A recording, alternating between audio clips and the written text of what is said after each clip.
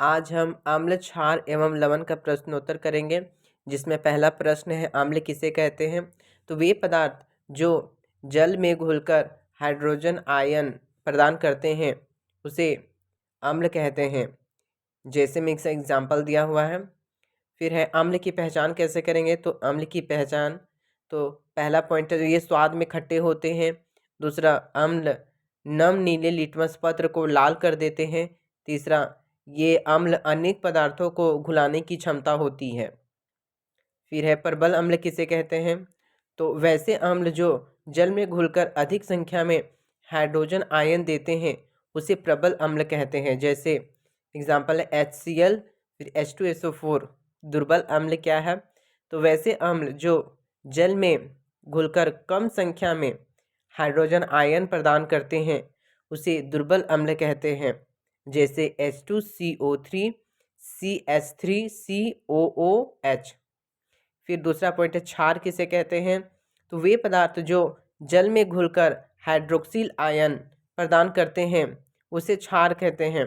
जैसे में NaOH, reaction science Na का hydrogen ion plus OH hydroxyl ion, ये क्षार का एग्जाम्पल है। फिर क्षार कैसे पहचानेंगे कि क्षार है। तो इसका पहला पॉइंट है क्षार है जो स्वाद में कड़वे होते हैं। दूसरा, क्षार नम लाल लिटमस पत्र को नीला कर देता है। क्षार तेल एवं गंध युक्त गंध को घुलाने की क्षमता होती है। मतलब है जो क्षार है वो तेल एवं गंधक को घुलाने की क्षमता होती है। लवण, तीसरा पॉइंट है इसका लवण। लवण किसे कहते हैं। तो अम्ल धातु के साथ मिलकर धातु का एवं यानी कि जो लवण है वो अम्ल धातु के साथ मिलकर धातु का एक यौगिक बनाता है, उसे लवण कहते हैं। जैसे Zn plus H2SO4, reaction science ZnSO4 plus H2, ये धातु है। 2Na धातु है, 2HCl अम्ल है। रिएक्शन साइंस ये 2NaCl लवण और H2 हाइड्रोजन। फिर अम्ल तथा क्षार में क्या अंतर है। तो क्वेश्चन इसका हो जाएगा अम्ल तथा क्षार में अंतर स्पष्ट करें। तो ये अम्ल है, ये क्षार। तो अम्ल और क्षार का तो पहले प्रश्न उत्तर करवाए थे हम। तो अब दूसरा है इसमें उदासीनीकरण अभिक्रिया से आप क्या समझते हैं। तो इसका उदासीकरण अभिक्रिया से आप क्या समझते हैं, इसका आंसर हो जाएगा अम्लों तथा क्षारकों के बीच वह अभिक्रिया जिसमें दोनों अपने गुणधर्म को त्याग कर लवण तथा जल बनाता है उसे उदासीनीकरण अभिक्रिया कहते हैं। जैसे NaOH plus HCl, reaction science NaCl plus H2O। छठा प्रश्न इसमें होगा pH क्या है और pH स्केल क्या है। pH क्या है और pH स्केल क्या है, समझाइए। तो किसी विलयन में हाइड्रोजन आयन के ऋणात्मक लघुगणक को pH कहते हैं। अर्थात pH is equal to minus log 10 into H, hydrogen ion is equal to log 10 का 1 बाय, ये आयन है, फिर 1 प्लस। किसी विलयन में हाइड्रोजन आयन की सांद्रता को ज्ञात करने वाले स्केल को pH स्केल कहते हैं। ये था pH क्या है और ये है pH स्केल क्या है। तो pH स्केल देखेंगे तो किसी विलयन में हाइड्रोजन आयन की सांद्रता को ज्ञात करने वाले स्केल को pH स्केल कहते हैं। फिर है ये पॉइंट दिया हुआ है कि अम्लीय विलयन का pH मान कितना होता है। तो 0 से 7 के बीच। फिर क्षारीय विलयन का pH मान कितना होता है। तो 7 से 14 के बीच। उदासीन विलयन का pH मान होता है 7।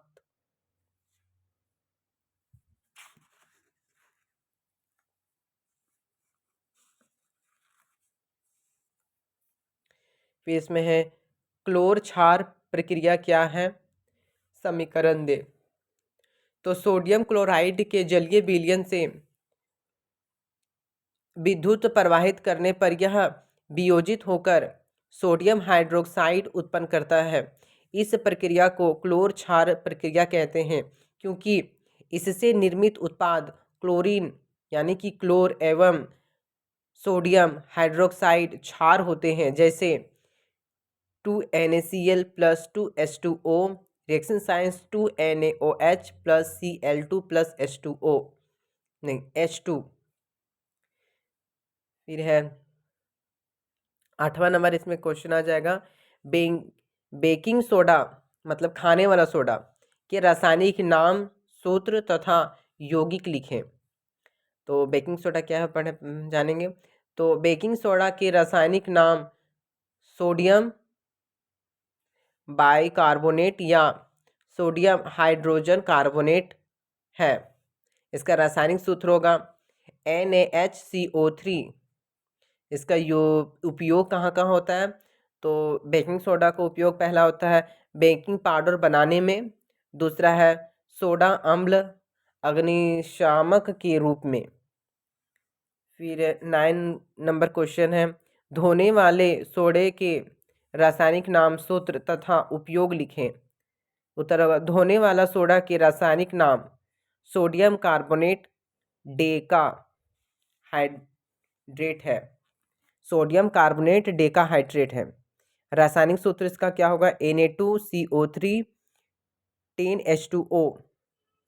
इसका उपयोग धोने वाला सोडा का उपयोग पहला है घरों में साफ सफाई के रूप में, दूसरा है जल की अस्थायी कठोरता को दूर करने के लिए, तीसरा है कांच, साबुन एवं कागज उद्योगों में। 10 नंबर क्वेश्चन इसमें है व्यंजक चूर्ण के रासायनिक नाम, सूत्र तथा उपयोग लिखें। यह कैसे बनाया जाता है।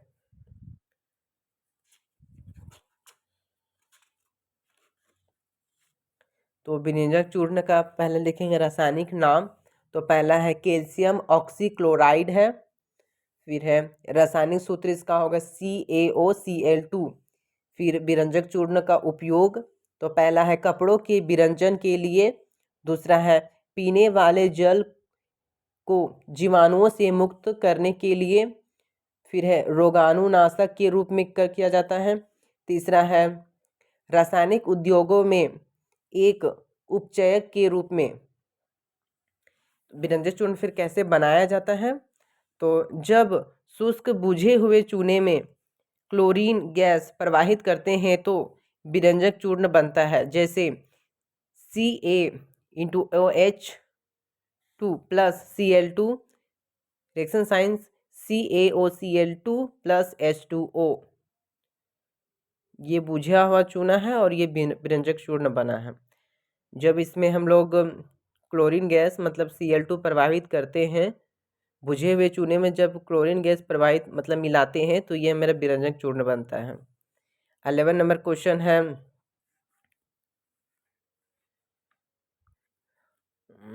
प्लास्टर ऑफ पेरिस के रासायनिक नाम, सूत्र तथा उपयोग लिखें। यह कैसे बनाया जाता है। तो लिखेंगे प्लास्टर ऑफ पेरिस के रासायनिक नाम। तो इसका रासायनिक नाम है प्लास्टर ऑफ पेरिस का कैल्शियम सल्फेट हाइड्राइटेड है, अर्धहाइड्रेट है। कैल्शियम सल्फेट अर्धहाइड्रेट है। इसका रासायनिक सूत्र है CaSO4 1/2H2O इंटू 1/2H2O। फिर इसका उपयोग प्लास्टर ऑफ पेरिस का उपयोग कहाँ कहाँ होता है। तो पहला होता है चिकित्सा के क्षेत्र में, दूसरा खिलौना बनाने में, तीसरा सजावट का सामान बनाने के लिए, चौथा है सतह को चिकना बनाने के लिए। फिर प्लास्टर ऑफ पेरिस से कैसे बनाया जाता है। तो प्लास्टर ऑफ पेरिस की बनाने का विधि देखेंगे। तो इसमें है जिप्सम को 373,000 पर गर्म करने पर यह जल के अणुओं को त्याग कर कैल्शियम सल्फेट अर्धहाइड्रेट बनाता है, जिसे प्लास्टर ऑफ पेरिस कहते हैं। जैसे CaSO4 इंटू 2H2O गर्म वायु के साथ अभिक्रिया कराएंगे तो CaSO4 into 1/2H2O plus half 1/2H2O plaster of Paris ये बनेगा। ये जिप्सम है, CaSO4 जिप्सम है। जब इसको गर्म वायु के साथ या 373,000 के साथ गर्म करेंगे तो ये प्लास्टर ऑफ पेरिस बन जाएगा। पीतल एवं तांबे के बर्तनों में दही एवं खट्टे पदार्थ क्यों नहीं रखने चाहिए? तो देखेंगे क्यों नहीं रखना चाहिए। इसका आंसर होगा चूंकि दही एवं खट्टे पदार्थों में अम्ल होता है। अम्ल धातुओं के साथ अभिक्रिया करके लवण एवं हाइड्रोजन गैस बनाते हैं। अतः ऐसे पदार्थों को तांबे के बर्तनों में रखा जाए तो अम्ल की अभिक्रिया के कारण बर्तन संक्षारित हो जाएगा। जैसे Cu plus H2SO4 reaction sign CuSO4 plus H2। फिर है 13 नंबर क्वेश्चन है अम्ल का जलीय विलयन क्यों विद्युत का चालन करता है? 13 क्वेश्चन है अम्ल का जलीय विलयन क्यों विद्युत का चालन करता है? तो इसका आंसर होगा अम्ल जल में घुलकर आयनों यानी कि धन एवं ऋणात्मक का निर्माण करता है, इसलिए अम्ल का जलीय विलयन विद्युत का चालन करता है। जैसे HCl reaction science hydrogen ion plus chlorine ion ऋणात्मक है। तो एग्जाम्पल हो गया जलीय विलयन का।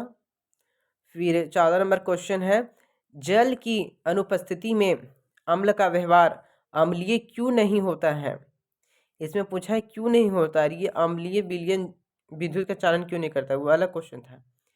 तो इसका है आंसर हो जाएगा अम्ल केवल जल की उपस्थिति में हाइड्रोजन आयन उत्पन्न करते हैं। हाइड्रोजन आयन की उपस्थिति के कारण अम्लों का व्यवहार अम्लीय होता है। अतः जल की उपस्थिति में हाइड्रोजन आयन नहीं बनते हैं, इस कारण अम्ल अपना अम्लीय व्यवहार नहीं करता है। मतलब कि क्वेश्चन है, मतलब बोला था जल की अनुपस्थिति में अम्ल का व्यवहार अम्लीय क्यों नहीं होता है। तो अम्ल केवल जल की उपस्थिति में हाइड्रोजन आयन उत्पन्न करते हैं।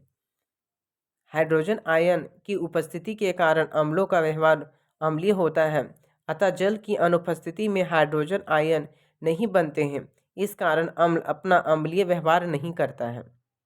15 नंबर क्वेश्चन है आश्रित जल विद्युत का चालक क्यों नहीं होता है जबकि वर्षा जल होता है?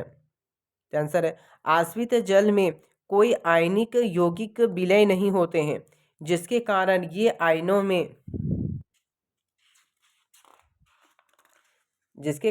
आयनों में विघटित नहीं होते हैं। इसलिए आश्रित जल विद्युत का चालन नहीं करते हैं। जबकि वर्षा जल वायुमंडल से होते हुए भूमि पर गिरते हैं। समय वायु के अम्लीय गैस CO2 SO2 NO2 इत्यादि को घुला देता है, यानी कि घुला लेता है, जिससे विभिन्न प्रकार के अम्ल क्रमशः कार्बोनिक अम्ल H2CO2,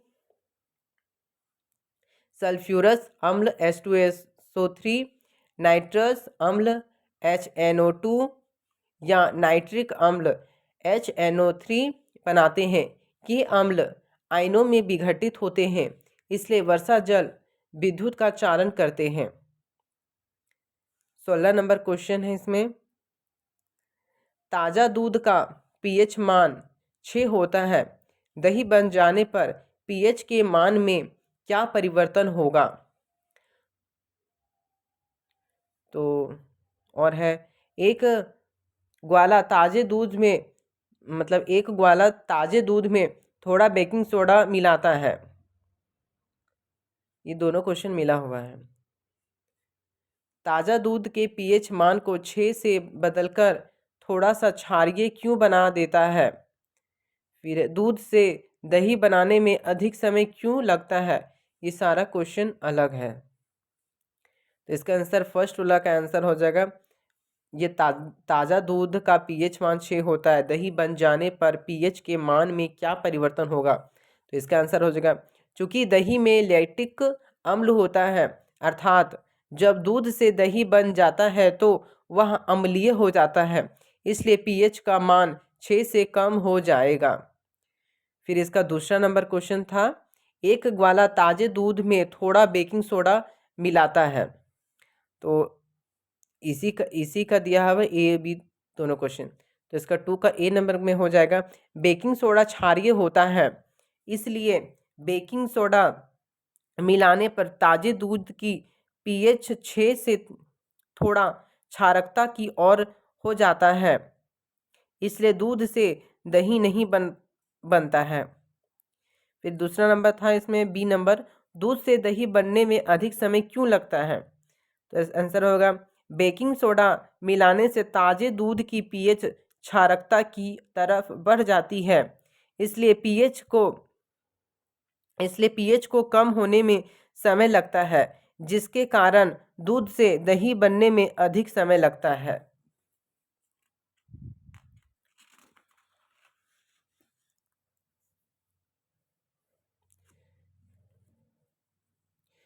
17 नंबर क्वेश्चन है इसमें, सोडियम हाइड्रोजन कार्बोनेट यानी कि बेकिंग सोडा के विलयन को गर्म करने पर क्या होगा, समीकरण दें। तो सोडियम हाइड्रोजन कार्बोनेट के विलयन को गर्म करने से सोडियम कार्बोनेट जल तथा कार्बन डाइऑक्साइड बनाते हैं, जैसे NaHCO3 गर्म करने पर reaction science Na2CO3 plus H2O plus CO2। फिर प्लास्टर ऑफ पेरिस को आर्द्र रोधी बर्तन में क्यों रखा जाता है, यानी क्यों रखा जाना चाहिए? तो प्लास्टर ऑफ पेरिस आसानी से जल को अवशोषित कर लेता है, इसलिए प्लास्टर ऑफ पेरिस को आर्द्र रोधी बर्तन में रखा जाना चाहिए, नहीं तो कुछ समय बाद इसकी पूरी मात्रा लिटमस में बदल जाएगी, जैसे में CaSO4 into 1/2 H2O plus half 1/2 H2O, reaction science CaSO4 into 2 H2O। फिर 19 नंबर क्वेश्चन है, कुछ प्राकृतिक स्रोत और उसमें पाए जाने वाले अम्ल। ये क्वेश्चन है कि कुछ प्राकृतिक स्रोत और उनमें पाए जाने वाले अम्ल बताइए। तो प्राकृतिक स्रोत में आ जाएगा सिरका, संतरा, इमली, टमाटर, अचार, अंगूर।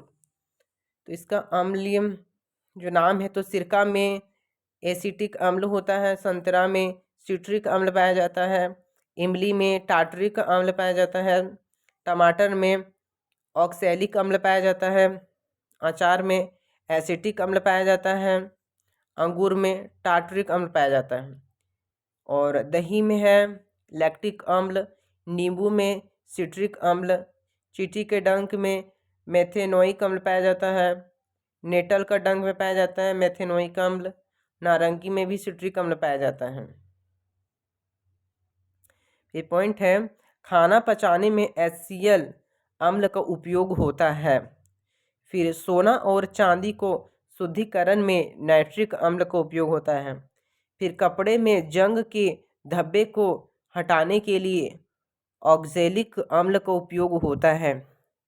पेय पदार्थों में कार्बोनिक अम्ल होता है।